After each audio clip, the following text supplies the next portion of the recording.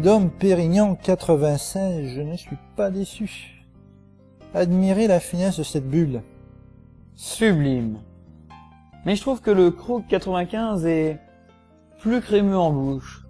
Sans parler de cette remarquable longueur qui caresse délicatement le palais comme de la soie de Chine sur la hanche d'une femme. Quel poète tu es, Jean-Hubert. Moi, ce que j'aime, c'est de savourer le pétillant en regardant le coucher de soleil reflété sur ma piscine intérieure. En compagnie de ma douce moitié, première dauphine au concours Miss Hawaiian Tropic 1982, je vous rappelle.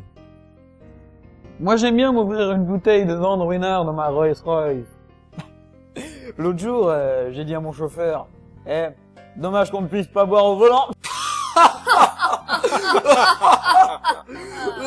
J'ai dit pareil au pilote de mon avion, et du coup, il m'a emmené dans une zone de turbulence. J'en ai renversé sur mon tuxedo.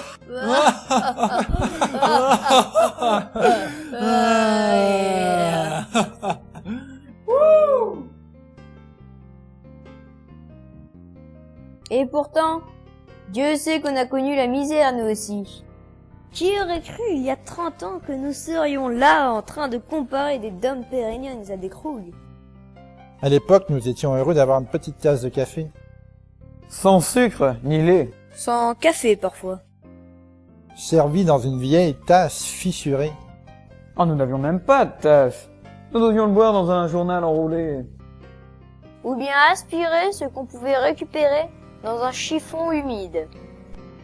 Mais nous étions heureux à l'époque, même si nous étions pauvres. Justement parce que nous étions pauvres. Mon vieux me disait, fiston, l'argent ne fait pas le bonheur. Il avait raison. J'étais plus heureux à l'époque et nous n'avions rien. Nous vivions dans une petite maison en ruine avec plein de trous dans le plafond. Une maison? Nous étions à 10 à vivre dans un placard. Mais nous on rêvait de vivre dans un placard. Ça aurait été un palace pour nous.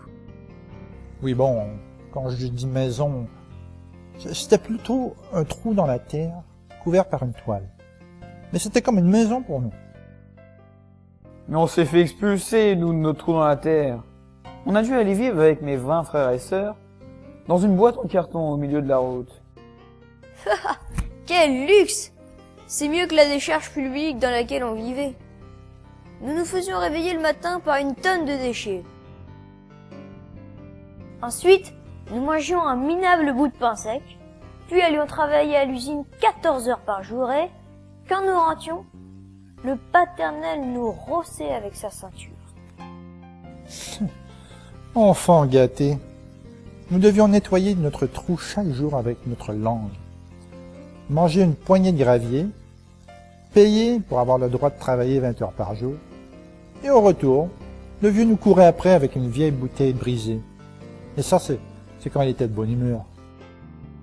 D'accord. Nous devions nous lever 2 heures avant de nous coucher, manger de l'arsenic froid, marcher dans le blizzard 10 km dans une route montante pour aller travailler 28 heures par jour. Au retour, nous devions emprunter un chemin encore plus en pente qu'à l'aller. Et quand nous rentions, père nous tuait et dansait sur nos tombes. Mais quand vous expliquez ça aux jeunes d'aujourd'hui, ils ne vous croient pas. Ça non.